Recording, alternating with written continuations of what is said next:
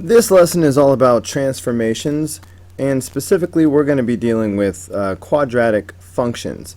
Your parent function is going to be y equals x squared, and you can see that that forms a parabola whose vertex is right here at 0, 0. Now when we do transformations, we will be making changes to the parent function equation and seeing how that changes the graph. So, for example, if I start off with y equals x squared, then, so far obviously that's the same thing. But if let's say if I add 3 to the end. Now the red graph, the red parabola, was the parent function. By adding 3, now I've moved the parabola up 3. So adding 3 on the end moves it up by 3. What do you think will happen if I subtract 3? Alright? Again, the red one is the parent function, so you see the new function has moved down 3. So adding 3 moves it up 3, subtracting 3 on the end moves it down 3. So that's one of the transformations we want to know about.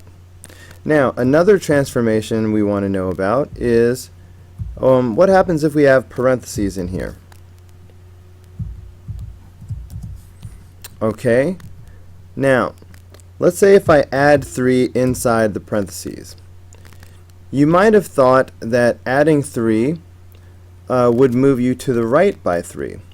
But actually, when you're adding and subtracting on the inside of a function, it moves in the opposite direction of what you would think. So adding 3 actually moves the graph to the left 3. And so you can probably guess if I subtract 3, then that moves the graph to the right by 3. So if we put those things together, imagine that we subtracted 3 and let's say we added 2. Can you see that both things are happening? The minus 3 on the inside moves us to the right 3. The plus 2 on the outside moves us up 2. Alright, so you can combine these things. Let me mention one more transformation. Okay, remember that the red was the parent function, and at the moment I have the blue function completely covering it, but I'm about to change it. So the question is, what will happen if I put a number in front, a coefficient?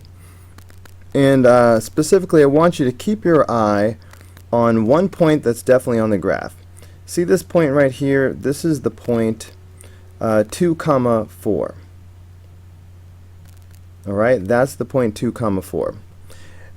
Now, I want you to observe what happens to that point when I multiply this. So imagine that we multiply this by, let's say, 2, if I put a 2 in front. Now, at a glance, you might think, okay, multiplying by a number right there is making the graph narrower. And that's true, I suppose, in a way, but that's not really what's happening. It's not that the graph is getting skinnier, it's that it's getting taller. So what's happening is every point on the original red parent function is being increased and raised to twice as high. So for example, if you look at the point 2, 4, if you look at that height of 4, if you double that, it would be 2, 8. So if you look at that point, and we can just plot it here, let's plot the point 2, 8. Alright, and you can see that that point is right here. So that's what has happened. This point has been dragged it up and doubled. And that's what's happening. If you pick any point on the original function, the height of that point has been increased by a factor of 2. So it's not that it's shrinking horizontally, it's that it's stretching up vertically. So that's why we would call this a vertical stretch by a factor of 2. Now, if instead of a 2, imagine that this was 1/2. Okay, so I'm going to try to go into fraction mode. So now again, it looks like the function just got wider, but it really is not that it got wider.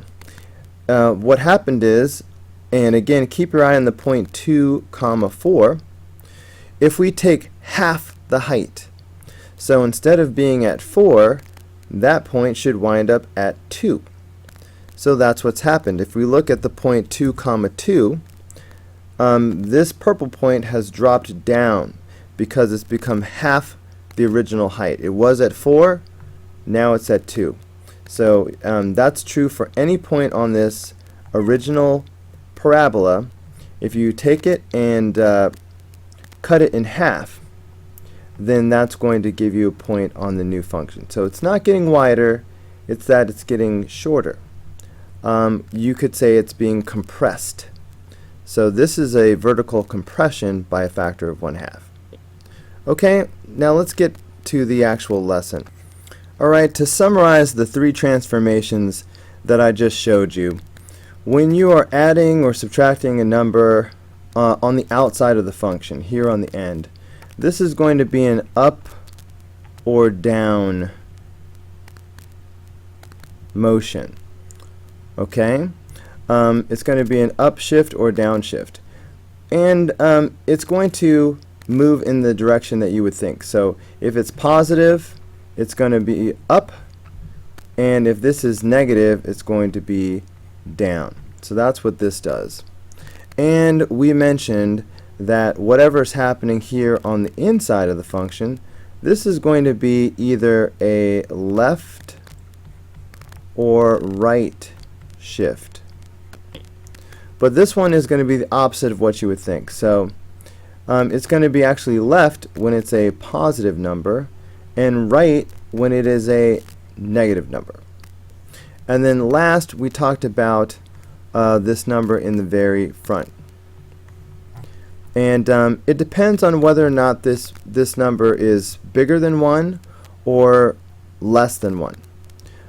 If this number is bigger than 1, then you're going to have a vertical stretch.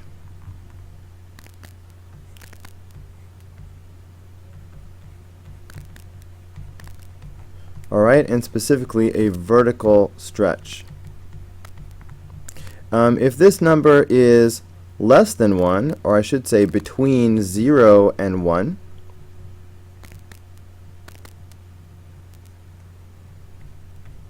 then it's going to be a compression, a vertical compression. Alright, one more thing about that A value. Let's go back to the graph. What if that A value is negative? Alright, you can probably guess based on things we've seen before. In fact, let me just take this out for a moment, keep it simple. So right now we are looking at the very same parent function. Alright, the blue is perfectly covering the red. Okay, if I take this and I put a negative sign in front of it, what do you think is going to happen? Alright, were you correct? Sure, having a negative in front turns the graph upside down. This is a vertical reflection over the x-axis. Alright, it's being reflected, it's being turned upside down. So that's what a negative will do.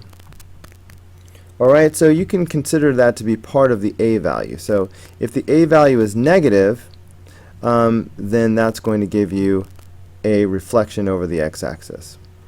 So let's see, I can write that down too. If A is negative, reflection.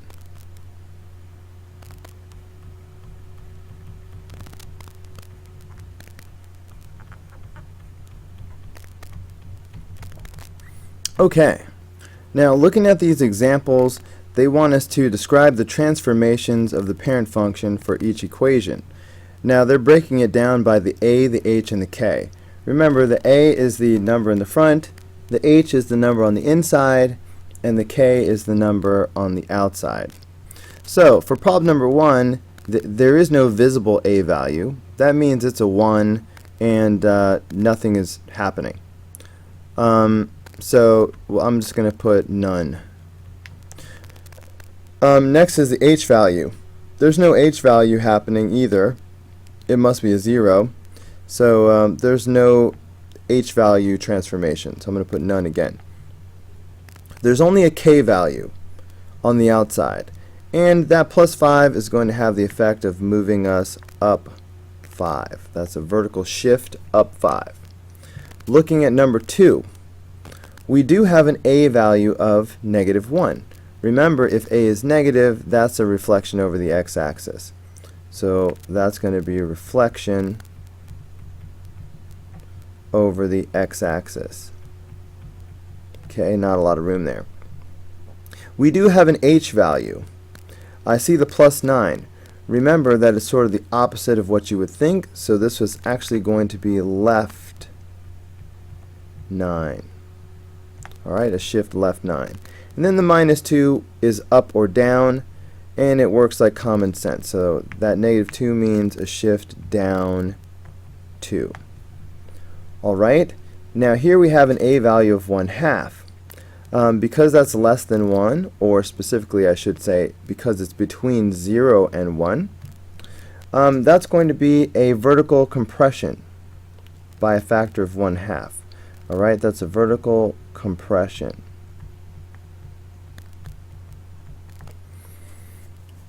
And then we do have an h value, and so that's going to move us to the right 10.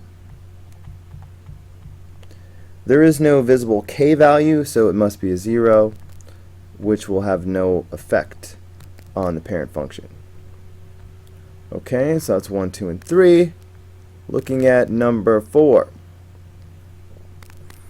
Alright, this -5 is an a value. It is negative, and ignoring the negative sign, the 5 is bigger than 1. So because it's negative, that's going to give us a reflection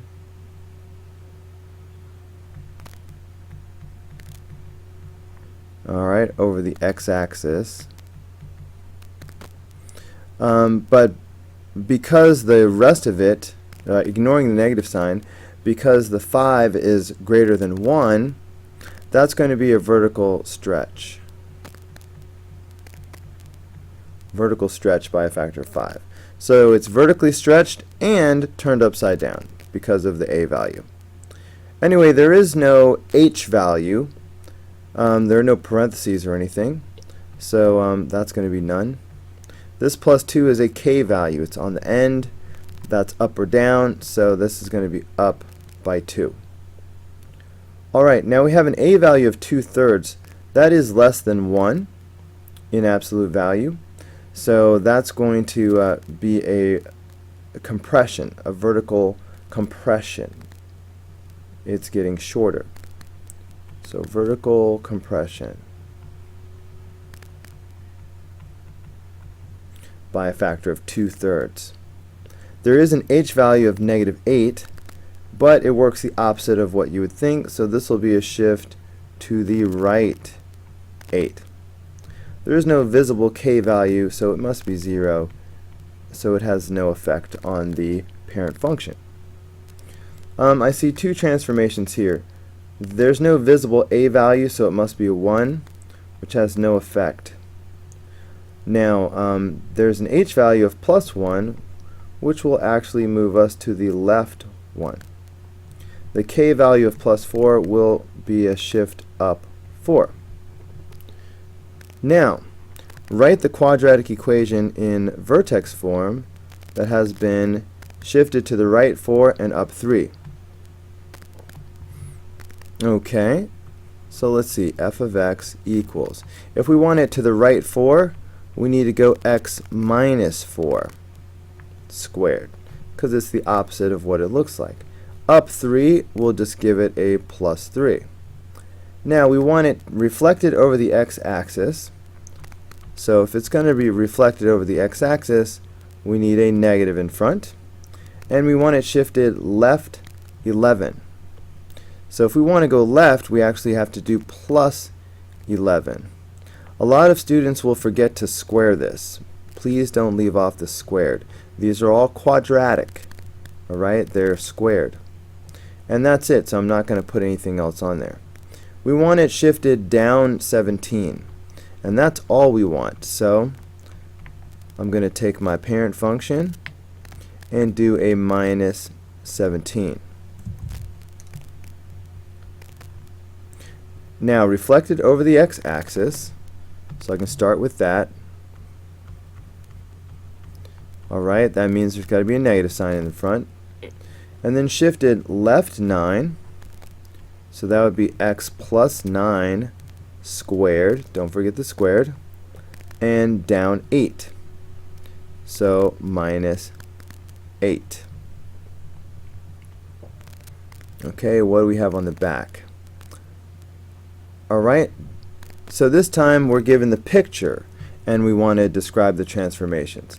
Well, just remember that the parent function, like this red here, is always going to start off at the origin, 0, 0, and be upward facing from there.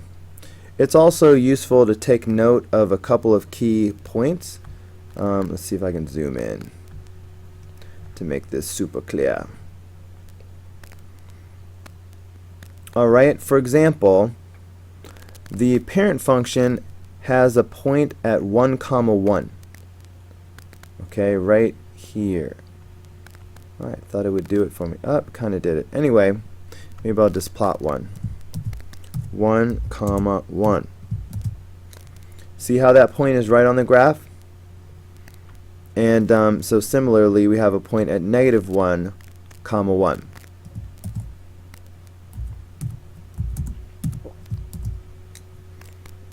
Okay, so there you go. So when you look to see if the graph is being stretched or compressed, check the point 1, 1. See if it's higher or lower than that. If it's higher, then it'll be a stretch. If it's lower than this, it'll be a compression. Okay, so first of all, the vertex is 3, 0.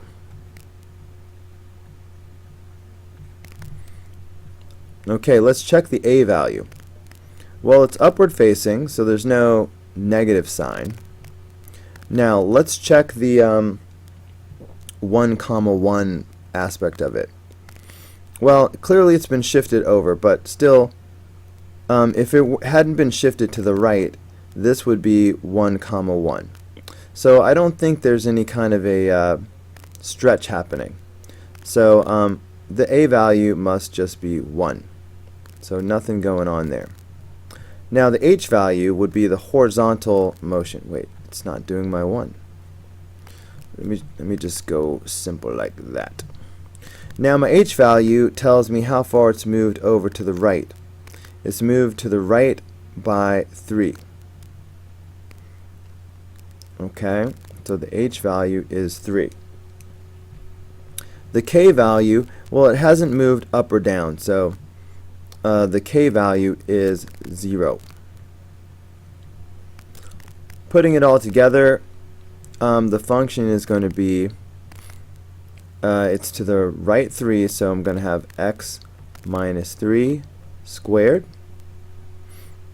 and that's it. That's going to be my function. Now here, my vertex is at 0, 0. That tells me that the graph has not been shifted left, right, up, or down.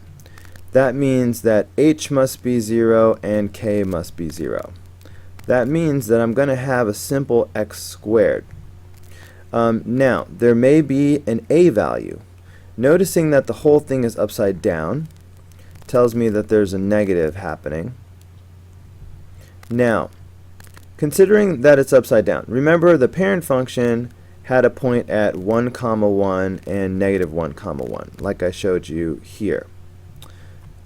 Now, if I flip it upside down, those points would be here. So, considering that the actual graph has moved all the way, I feel like I should change colors. This point has been shifted all the way to here. All the way to here. So instead of moving 1 like it normally does, it has moved 3. It's moved 3. So it's going to be negative because it's upside down, but then it's going to be negative 3 because it's 3 times as far away as it would normally be. Normally it would be here at 1, but it's at 3, so it's triple. Okay, so that would be the equation, and we could say the a value is negative 3. Alright, that was slightly tricky. Hopefully there'll be more examples like that. Number 13, the vertex is 0, negative 5.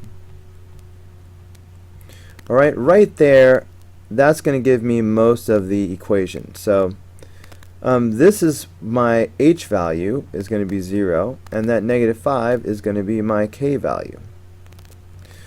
So the h value is the part that goes on the inside, but I'm not going to sit here and write, x minus 0 squared. That 0 is not doing anything. So I'm just going to put x squared. Alright, but that minus 5 goes here on the end. That's minus 5. Now, let's check and see if there's a vertical stretch or a compression. Well, looking from the vertex, if I pretend for a minute that this was my x-axis and this was my y-axis, then this would be the point 1, 1 and negative 1, 1. So those points are on the graph just like they should be. So that's going to mean that the a value is just 1. And so I won't actually put anything in front right there. Okay, this video is getting long, so I hope we're almost done. Vertex. Notice that there's no visible k value, so that must be 0. That makes the vertex positive 1, 0, opposite of that. Now the axis of symmetry is always going to match the x-coordinate of the vertex. So that's going to be x equals 1. Alright, I think I'll do all of that for these. So this vertex, see how there's no parentheses, there's no h value. So that must be 0. And then, of course, the plus 4. That means the axis of symmetry is x equals 0 to match. Now here's my h value, and here's my k value. H and my k. So my vertex is negative 1, because it's always the opposite, negative 3. The negative 1 tells me the axis of symmetry, x equals negative 1. Okay, now we're supposed to graph these, but I would use my TI-30 XS multiview. Just for fun, can we do a little bit without the calculator first? For example, we know the vertex is at 1, 0. So we know the vertex will be right there. Alright, we know that there is a vertical stretch by a factor of 2. So normally, based on the vertex, we'd have 2 points just, up 1 and over 1 to the left and right of the vertex. That would be what would happen if there was no vertical stretch. Because of the vertical stretch, these points should be double the height. So instead of being at 1, this point should be at 2, and this point should be at 2. So I can get 3 points. I don't know if I can get them to stay, but I can get 3 points immediately, vertex and then using my stretch. To get more points, I will use the calculator. Okay, let me erase these purple guys. Magenta, whatever. This vertex over here is a 0, 4. So here I am at 0, 4. Okay. Now, there is no vertical stretch, but it's just upside down. So normally, from the vertex, again, we'd have a dot here and here, up 1 and over 1. But because it's upside down, then my next dots will be here and here. Alright, I can get more points from the calculator. I don't know why that keeps disappearing. Okay, one more time. I'm trying to get you to have a feel for it without the calculator if possible. Alright, I mean, we can always do the calculator, but understanding is valuable.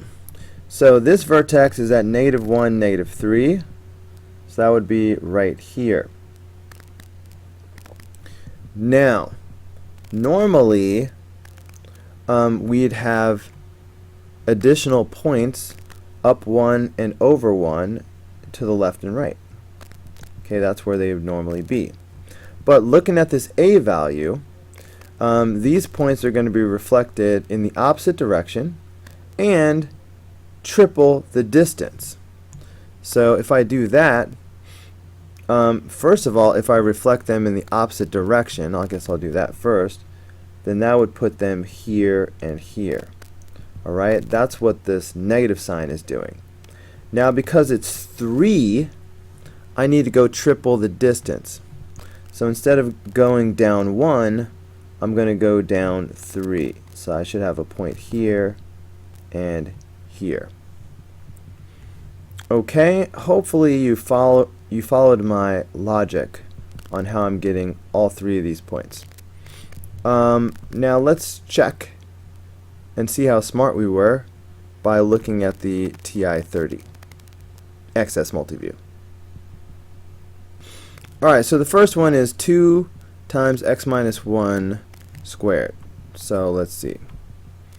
Table function, I'll go 2 times x minus 1 squared. Okay, where do I want to go? Alright, whatever. -4 is fine. -450. Alright, did I forget something? No, I guess this is just the way it is. So I'm going to go down until I get on the graph. -1, 8, is that fitting? Yeah, there we go. So at -1 we are at 8. And by symmetry, I know that at 3 we will also be at 8. So that's all the points that we're going to be able to fit. So we might as well go ahead and connect these dots. Alright, so that's going to look something like this. Okay, you know what? This is much easier when I draw with my fingers. This pen is tricky. Alright, you get the idea. Hopefully you can draw a better parabola than I just did. This next one is -x squared plus 4. Okay, so table clear, -x squared plus 4.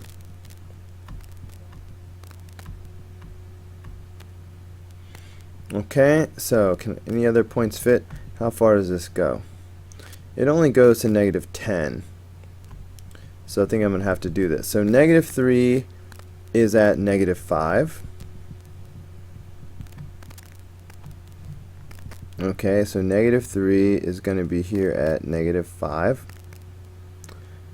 Which means that at +3 it's going to also be -5. Symmetry. Alright, what else? At -2 we're at 0. So at -2 we got 0. That means +2, 0. Let's check the points that we already knew. Let's see what happens at -1. At -1 we are at +3. -1, +3, just like we thought. Okay, so there it is, and then it's just a matter of drawing this parabola. Now I'm not very good at that part, so try not to judge me too much. Okay, that's horrible.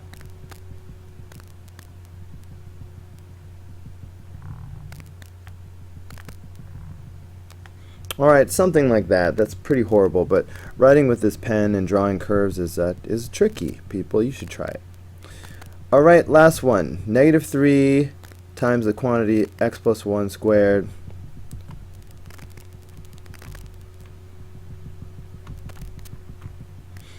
what was it? X plus 1, I thought I could remember, but now I'm not sure. Okay, I'm not totally crazy. Minus 3. Okay, let's check it out. Negative 3, negative 15. Oh, that actually, they were nice enough to let that fit. So negative 3 is at negative 15, which would be way down here. Right there. The next point over, we've already called it. We're saying it's going to be negative 2, negative 6. Let's see if we were right. Negative 2, negative 6, just like we thought. And of course, negative 1, negative 3 was the vertex. Alright, and once you have that, then symmetry dictates the rest. So over here should also be at negative 15. And that's it. You just draw it. Okay, so something like this.